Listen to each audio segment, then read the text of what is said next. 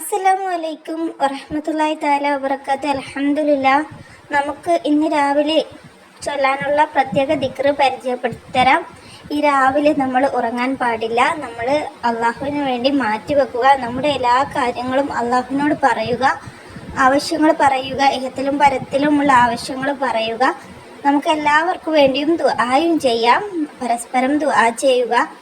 നമ്മൾ നമ്മുടെ കാര്യം മാത്രം അള്ളാഹുവിനോട് പറയാതെ മറ്റുള്ളവർക്ക് വേണ്ടി കൂടി നമ്മൾ ദുആ ചെയ്യുമ്പോൾ നമ്മുടെ കാര്യങ്ങൾക്കും അള്ളാഹു എളുപ്പം തരും. ആഗ്രഹം നിറവേറാനും ഇന്ന് രാത്രി ഏറ്റവും കൂടുതൽ നമ്മൾ അധികരിപ്പിക്കേണ്ടതുമായ മുത്തുനബി മുഹമ്മദ് നബി സല്ലല്ലാഹു അലൈഹി വസല്ലമ പറഞ്ഞു തന്ന ഒരു ദിക്റ് പരിചയപ്പെടുത്തരാം. ആദ്യം തന്നെ പറയട്ടെ, ഈ ദിവസങ്ങളിൽ നമ്മൾ ധാരാളം ദുആ ചെയ്യണം. അള്ളാഹുവിനോട് മനസ്സറിഞ്ഞ് കരഞ്ഞുകൊണ്ട് ദുആ ചെയ്യണം. ദുആയാണ് നമ്മുടെ വിധിയെ മാറ്റുക. ഈ ഒരു രാവിലാണ് നമുക്ക് എത്ര ആയുസ്സുണ്ട്, അതുപോലെ നമ്മുടെ കാര്യങ്ങളൊക്കെ തീരുമാനിക്കുന്നത്. നമ്മൾ ഈ ദുനിയാവിൽ എത്ര ജീവിക്കും, എത്ര ഭക്ഷണം കഴിക്കും എന്നൊക്കെ ഒരു വർഷത്തിൻ്റെതും അതുപോലെ എല്ലാ കാര്യങ്ങളും നമ്മുടെ ആയുസ്സിലുള്ളത് ഇന്നാണ് തീരുമാനിക്കുക. ഈ ലൈലത്തുൽ ഖദറിൻ്റെ രാവ് അത് 27ൻ്റെ രാവാണെന്ന് ഉറപ്പില്ല. എന്നാലും നമുക്ക് സുമാറ് മനസ്സിൽ കണ്ടുകൊണ്ട് അള്ളാഹുവിനോട് ദുആ ചെയ്യുക. ലൈലത്തുൽ ഖദർ കിട്ടിയവരിൽ എന്നെയും ഉൾപ്പെടുത്തണേ എന്ന് പറഞ്ഞുകൊണ്ട് ദുആ ചെയ്യുക.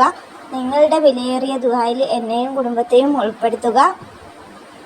നമ്മുടെ ആഗ്രഹങ്ങൾ നിറവേറാൻ വേണ്ടി ഈ ലൈലത്തുൽ ഖദറിൻ്റെ രാവിലെ, ലൈലത്തുൽ ഖദർ പ്രതീക്ഷിക്കുന്ന രാവിലെ നിങ്ങൾ നല്ല ഇഖ്ലാസോടുകൂടി അള്ളാഹുവിൻ്റെ മുന്നിൽ വുളുവോടുകൂടി വന്നിരിക്കുക.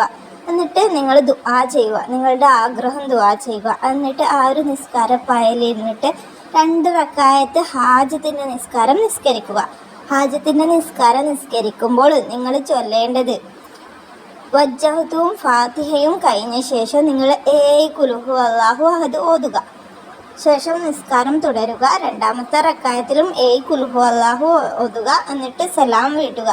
സലാം വീട്ടിയ ശേഷം നിങ്ങൾ അസ്തഗ്ഫിറുല്ലാഹ വഅതൂബു ഇലൈഹി എന്നുള്ള ദിക്ർ നിങ്ങൾ ചൊല്ലുക. അസ്തഗ്ഫിറുല്ലാഹ വഅതൂബു ഇലൈഹി, അസ്തഗ്ഫിറുല്ലാഹ വഅതൂബു ഇലൈഹി നിങ്ങൾ ചൊല്ലുക. 70 തവണയാണ് ചൊല്ലേണ്ടത്. 70 തവണ ചൊല്ലിയിട്ട് ശേഷം നിങ്ങൾ പടച്ച റബ്ബിനോട് ദുആ ചെയ്യുക. ആത്മാർത്ഥമായിട്ട് ദുആ ചെയ്യുക. നിങ്ങളുടെ ഇഹത്തിലും പരത്തിലുമുള്ള ആവശ്യങ്ങൾ ദുആ ചെയ്യുക. എന്നിട്ട് ആ ഒരു നിസ്കാരപ്പായലിന് ഇരുന്നു കൊണ്ട് ഈ ഒരു ദുആയും കൂടി ചൊല്ലുക.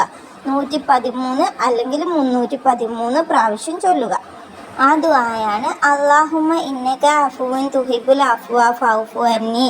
ഈ ഒരു ദുആ നിങ്ങൾ 113 313 തവണ നേർച്ച വെച്ച് ആരോടും സംസാരിക്കാതെ കിബിലക്ക് മുന്നിട്ട് അള്ളാഹുവിനോട് ദുആ ചെയ്തുകൊണ്ട് ചൊല്ലി തീർക്കുക. എന്നിട്ട് ചൊല്ലി തീർത്ത ശേഷം അള്ളാഹുവിനോട് ആത്മാർത്ഥമായിട്ട് ദുആ ചെയ്യുക.